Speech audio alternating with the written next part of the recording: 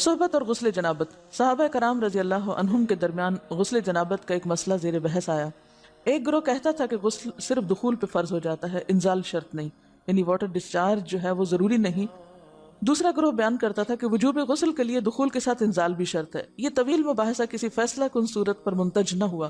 آخر قرار پایا کہ ام المومنین حضرت عائشہ رضی اللہ عنہا سے دریافت کیا جائے۔ حضرت عائشہ نے کہا کہ رسول اللہ صلی اللہ علیہ وسلم نے فرمایا، اذا جلس بین شعبها الاربع ومس الختان الختان فقد وجب الغسل۔ جب مرد عورت کی 4 شاخوں کے درمیان بیٹھ جائے اور اس کا محل ختنہ عورت کے محل ختنہ کے ساتھ مس کرے تو غسل واجب ہو جاتا ہے۔ تو مسئلہ یہ ثابت ہوا کہ صرف دخول پر ہی مرد اور عورت جنبی ہو جاتے ہیں اور ان پہ غسل واجب ہو جاتا ہے، انزال یعنی منی کا نکلنا شرط نہیں۔ جنابت کے احکام۔ وجوب غسل کی حالت کو حالت جنابت کہتے ہیں۔ وجوب غسل یعنی جب غسل واجب ہو جاتا ہے تو اس حالت کو جنابت کہتے ہیں۔ جنابت کا لفظ جم پہلو کو کہتے ہیں، نہیں بچنا۔ مندرجہ ذیل 4 حالتوں میں مسلمان مرد اور عورت پر غسل کرنا فرض ہو جاتا ہے۔ نمبر 1، جوش کے ساتھ منی خارج ہونے کے بعد، اس میں احتلام بھی داخل ہے، یعنی کوئی ایسا خواب آئے یا ویسے۔ نمبر 2، صحبت کے بعد یعنی سیکشول انٹرکورس کے بعد۔ نمبر 3، حیض کے بعد۔ نمبر 4، نفاس کے بعد یعنی بچے کی پیدائش کے بعد۔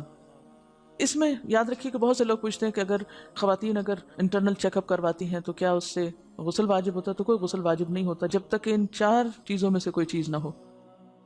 اس میں یاد رکھیے کہ بہت سے لوگ پوچھتے ہیں کہ اگر خواتین انٹرنل چیک اپ کرواتی ہیں تو کیا اس سے غسل واجب ہوتا ہے؟ تو کوئی غسل واجب نہیں ہوتا جب تک کہ ان 4 چیزوں میں سے کوئی چیز نہ ہو۔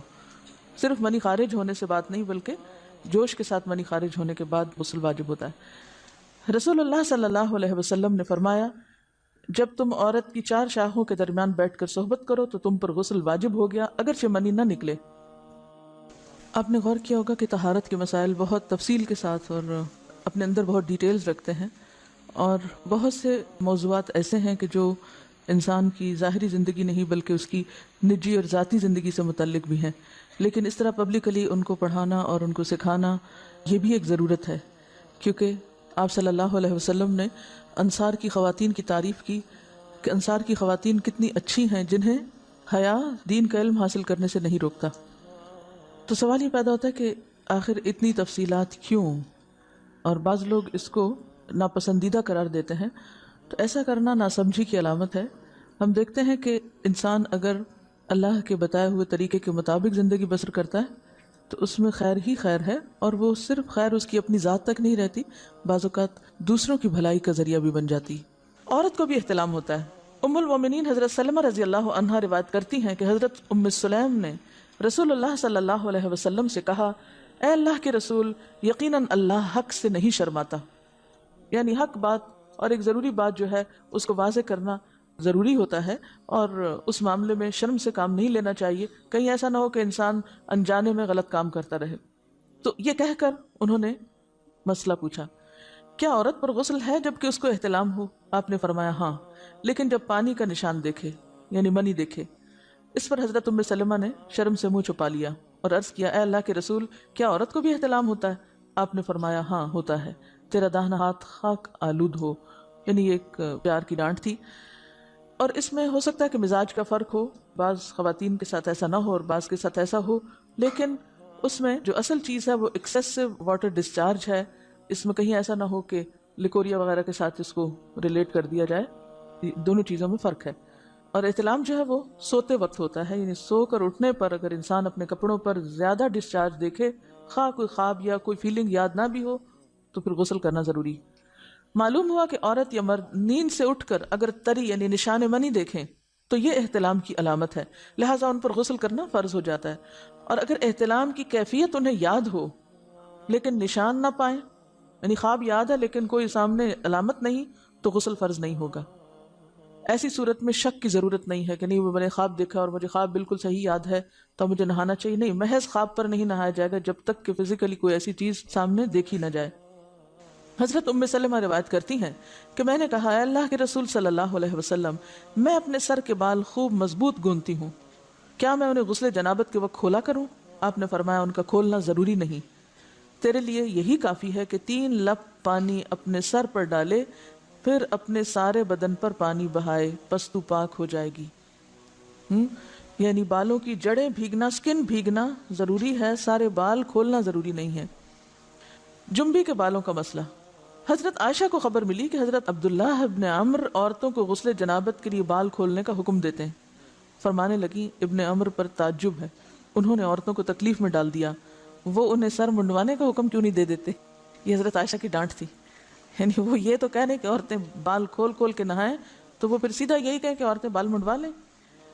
میں اور رسول اللہ صلی اللہ علیہ وسلم ایک ہی برتن میں غسل کرتے اور میں اپنے بال کھولے بغیر سر پر 3 چلو سے زیادہ پانی نہیں ڈالتی تھی. معلوم ہوا کہ غسل جنابت کے لیے بال کھولنے کی ضرورت نہیں، مگر یہ حکم صرف غسل جنابت کا ہے. غسل حیض کے لیے بالوں کا کھولنا ضروری ہے کیونکہ وہ مہینے میں ایک دفعہ. حضرت عائشہ سے روایت ہے کہ انہیں رسول اللہ صلی اللہ علیہ وسلم نے غسل حیض کے لیے فرمایا اپنے بال کھولو اور غسل کرو. اس میں آپ دیکھیے کہ دونوں چیزوں میں فرق کیوں ہے، دونوں کی نوعیت فرق ہے. اور حیض جو ہے وہ ایک نجاست کی کیفیت بھی ہے نا، قل ہوا اذی، تو اس کے بعد نہانا اور نہا کر خوشبو لگانا خاص طور پر اس کا سارا حکم آتا ہے. لیکن غسل جنابت میں نجاست کی وہ کیفیت نہیں ہے. یعنی حیض کا خون اور منی جو ہے ان دونوں کے حکم میں بھی فرق ہے. ٹھیک ہے نا. بعض علماء کے خیال میں جو منی ہے اٹ سیلف وہ ناپاک چیز نہیں ہے. اگر کسی کپڑے وغیرہ کو لگ گئی تو وہ کپڑا ناپاک نہیں، اگر اس کو خشک ہونے پر کھرچ کے صاف کر دیا جائے تو کپڑا صاف ہو جائے گا. لیکن خون حیض پر آپ صلی اللہ علیہ وسلم نے کیا فرمایا؟ چٹکیوں سے مل مل کے اس کو صاف کر کے دھوئے. تو ان دونوں میں بھی فرق ہے. لہٰذا ان دونوں کے بعد نہانے کے حکم میں بھی فرق ہے. ایک میں بال کھولے جائیں گے اور بال بھی دھوئے جائیں گے اور بالوں کی جڑیں بھی دھوئی جائیں گی، جبکہ دوسرے عام غسل جنابت میں بال کھولنا اور پورے بال دھونا شرط نہیں. بہت سی بچیاں ایسی جن کی شادی ہوتی ہے اور اس کے بعد انہیں ان مسائل کا پتہ نہیں ہوتا، یا تو بے شرم کے مارے نہاتی نہیں، یا نہاتی ہیں تو پھر وہ پورے بال دھو دھو کے سکھانے میں اور ان چیزوں میں اتنا وقت ضائع کر دیتی ہیں کہ پھر بعضوں کا شوہر کی نافرمانی اور آپس کے تعلقات میں ٹینشن، لوگوں کا خوف. تو اگر دین کا صحیح مسئلہ پتہ ہو تو انسان ان تمام مشقتوں سے بچ جاتا ہے اور ایک نارمل روٹین کی لائف گزار سکتا ہے. تو اس میں کیا صرف 3 کپ پانی، 3 لپ پانی، یعنی 3 دفعہ کیونکہ اگر ایک دفعہ ڈالنے سے پوری طرح نہیں بھیگا تو آپ یہ بھی کر سکتے ٹیپ کے آگے سر کر کے تو ساری اسکن جو ہے سر کی اس کو آپ گیلا کر لیں. پیچھے سے بال جو ہیں اگر لمبے ہیں تو ان کو ایک طرف کر دیں تاکہ پورے بال نہ دھونے پڑے، نہ سکھانے پڑے اور نہ خشک کرنے پڑے، اور باقی جسم پہ پانی بہا لیں. دوسری صورت یہ ہے کہ مگ میں پانی لے کے تو اس کو آپ تھوڑا تھوڑا کر کے پورے کو ایک دفعہ کریں، پھر اس کے بعد دوبارہ کریں اور تیسری دفعہ رول کر کے بالوں کو پیچھے سے شاور کیپ ڈالیں اور باقی جسم پھر دھو لیں. شاور کیپ سے کیا ہوتا ہے عام طور پر کہ پیچھے کے جو سارے لمبے بال ہیں پھر وہ نیچے گر کے گیلے نہیں ہوتے، وہ آپ کے سر پہ ہی ٹک جاتے ہیں. تو سر کی اسکن دھوئیں اور بالوں کو جوڑے کی شکل میں باندھ کے اوپر شاور کیپ پہن کے پھر باقی جسم کو اچھی طرح دھو لیں. تو اس میں آپ دیکھیں کہ جب بالکل سر کے اسکن کا حصہ ہی تر ہوگا، اور یہ 3 دفعہ کرنا ہوگا، ایک دفعہ سے نہیں کام چلے گا، 3 دفعہ کرنا تاکہ کوئی بھی بال برابر جگہ اسکن کی خشک نہ رہ جائے. تو اس سے کیا ہوگا کہ جتنا کم بال گیلے ہوں گے اتنے کم دیر میں ان کو خشک بھی کیا جا سکتا ہے اور کسی بھی مشقت کے بغیر انسان